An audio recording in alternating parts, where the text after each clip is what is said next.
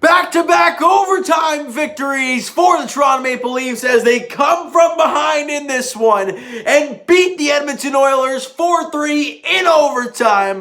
Were the goals pretty for the Leafs? Yeah, the first and the last weren't, but they went in the back of the net, and that is what matters.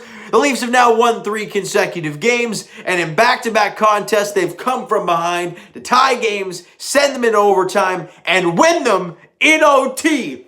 And if you're an Oiler fan right now, you must be fuming because they had this game on lockdown.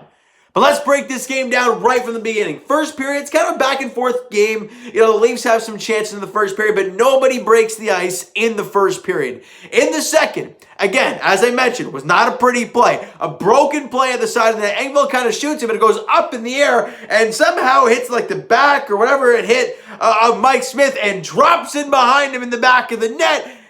And the Buds are up 1-0 early on in the second period, 4:14 in. Matthews and Marner grab assists on the play, and the Leafs are up 1-0, exactly where we want to be early on in the second. Problem. Just 2 minutes after that, Darnell Nurse. You know, they focus so much on Connor McDavid. And Brody, I love Brody. He's done amazing all year. I'm not really sure why he was sliding over to the middle of the ice to be on Connor McDavid. It left Nurse wide open on the left side. McDavid finds him, but Jack Campbell, that's got to be a save, buddy. Beat him straight, clean, 5-hole. Not a play you want to have. There was obviously no screen. It was on the rush. Campbell's got to have those legs squeezed together, and it goes 5-hole, 6:47 in, and we're tied. Then Leon Draisaitl scores on a 2-on-1, I think it was. Bottom line, McDavid makes a beautiful feed to Draisaitl right into his shooting pocket, and he buries one with a great shot from Draisaitl, 14:05 into the second period, and just like that, the Leafs are now down 2-1. Then with under 2 to play, Tyson Barrie scores, and it's a 3-1 Oilers lead. And we're like, what the heck's happening with these guys? They score that one goal, and they fall asleep. And the Leafs go into the second intermission down 3-1. Not where you want to be. But somebody who has not stepped up for this team for quite a while this year, John Tavares, has not found the back of the net very often at all this year. But in that third period, 12:21 in, so under 10 to play, you're down by 2. It's not looking good. But can we talk about that between the legs feed? Kind of like drop pass from Alex Galchenyuk. He had both guys on him and looking at him. He drops it, and Tavares is literally right in the slot. He's right in front of the goaltender with no one in his way. And he buries it past Mike Smith. Beautiful feed from Galchenyuk. Nylander grabs the assist on the play as well. And Tavares finally breaks the ice. 12:21 in. And the Leafs have made this a 1-goal hockey game. Okay? This is what you want to see. 4 minutes after that, Galchenyuk finds the puck behind the offensive zone net, and he centers it. It goes off the skate of Justin Holl, and it was going towards Nylander anyways, but it hits Justin Holl's skate, goes to Nylander right in the slot, and he rips it past Mike Smith with under 4 to play. The Leafs have tied it at 3. 16:38 was the time of the goal. Holl and Galchenyuk with the assist in the play. Galchenyuk with 2 assists in that third period, playing a huge part in this Leafs comeback. Tavares doesn't score that goal if Galchenyuk doesn't drop that pass very nicely. Nylander doesn't score that goal if Galchenyuk doesn't center the pass. He did a great job all night long. He was looking really good out there yet again, in my opinion. And the Leafs have tied it. They find a way to get to overtime, and, you know, I noticed something on that overtime goal. Not only was it a flippin' pinball machine, but Austin Matthews kind of sent a little pick, and Connor McDavid gets hit by Matthews, or maybe collided with Austin Matthews is probably the better word to say, and then McDavid really stopped skating. He allows the Leafs come down to the 3-on-2, but slowly skates back. Matthews gets the feed from Morgan Rielly, and he fires it on. It hits the stick, I think it was of Draisaitl or whoever the heck the guy was in front, and then off the skate of Darnell Nurse, and finds a way to beat Mike Smith in overtime. I swear the puberty has happened, but I have these voice cracks. The Leafs win this one in overtime, and they've won 3 straight games. They're now 22-10-2 on the year. And Matthews, as greasy as it was, breaks the icing and I said that twice now in the video. Matthews finally gets back into the goal column. Obviously, with the wrist, and it is not being right and it's not being the way. He also rang one off the iron earlier today. And that looked like Austin Matthews. How's he feeling? He looked pretty good out there. And he finally gets a goal. I think it was his, 5th or 6th straight game without a goal. He finally buries one. It was great for his confidence because he hit a lot of posts, had a lot of great chances. He had a great chance late in the 3rd period, but got robbed by Mike Smith. He couldn't buy a goal, and then that happens. When you keep trying, you keep putting the puck on the net, good things happen to good people and goal scorers. All right? And the Leafs, like I said, win this one 4-3. Jack Campbell wasn't great tonight. I gotta say, he made some key saves, right, in that 3rd period. He made some key saves. However, that first goal, you can't really blame him on the Draisaitl goal or even the Barrie goal for that matter. But people love looking at the stats, and people did that with Frederik Andersen a lot. 3 goals on 20 shots for Jack Campbell. It's not pretty.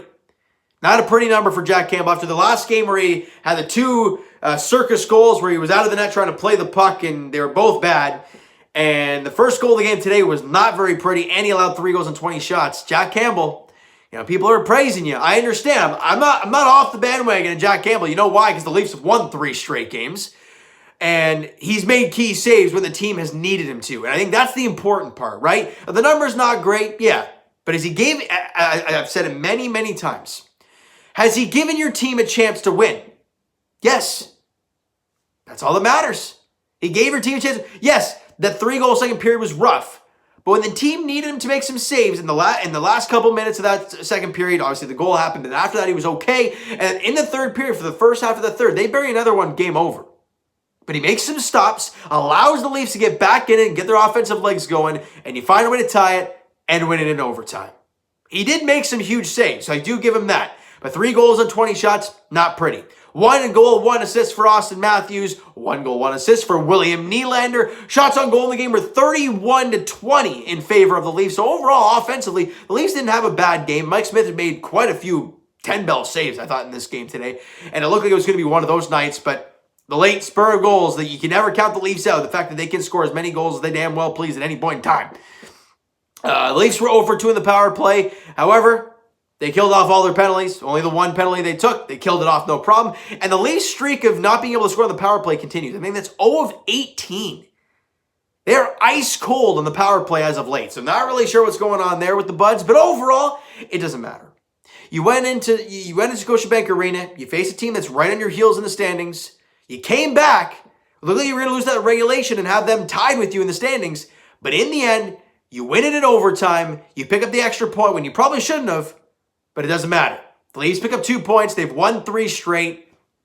That's where we feel good when we start hearing those types of things, all right? The next game for the Leafs is on Monday against this same Edmonton team. It's a 7 o'clock puck drop there at Scotiabank Arena as the Buds look for win number 4 in a row. Right? They lost 6 of 7, but they've come back with a win streak of their own. So that's the important part. You had that losing streak, but you came back with 3 in a row, and that's huge, right? And on Monday, again, you're playing Edmonton again. You can bury this team. You have games in hand. I think it's like 1 or 2 games in hand over Edmonton. You have a 3-point lead in the standings. You win that game, you have 2 games in hand and a 5-point advantage. Huge. Question is, how are the Leafs going to go out there on Monday and perform? Are they going to come out flying? Because Edmonton did today, and in that first, Jack Campbell had to make some pretty good saves. How are the Leafs going to come out in that first period on Monday? I think that's really important on how that game is going to go. All right, so you know what? That is going to do it for this one, Leaf fans. If you enjoyed the video and enjoyed the victory there this evening, smack that like button. I do appreciate that. Hit that subscribe button if you guys have not already. Comment down below your thoughts on the video, your thoughts on the game. What'd you like? What'd you not like from today's game? Let me know in the comments. Twitter is down below for myself. Follow, send me a DM, do all that great stuff. The Instagram page is also down below, so follow up there if you have not done so already. And I will talk to you guys, Jays Edition, on Tuesday, as I'll be breaking down this past week's games for the Toronto Blue Jays heading into spring training, heading into the regular season on Friday. Is it Friday? No, Thursday is the first game of the season. So Tuesday will be the spring training kind of wrap up, and with the game starting on Thursday, actually they might not even play Wednesday, which would be perfect because I'll do the season preview on Wednesday, and then the season will get going on Thursday, which is very, very exciting. And as for the Raptors, their next contest is tomorrow as they take on Norman Powell and the Portland Trail Blazers. Yeah, we get to see Powell already. Great. And the way he's playing, it's not going to be a good one for the Toronto Raptors tomorrow. I think it's a 7 o'clock tip-off there, or 7:30. Either way, 7 or 7:30 against the Portland Trail Blazers tomorrow night as the Raptors look to get back into the win column and, I don't know, beat Norman Powell. That's really all I got. And as for the Leafs, as I've mentioned, they look for win number 4 in a row, and they look for number 23, the 23rd victory of the season. That's what I was going for there. On Monday night as they host the Edmonton Oilers, again, 7 o'clock puck drop there at Scotiabank Arena. Thank you so much for listening and watching. Hope you guys enjoyed the video. We'll talk to you guys then.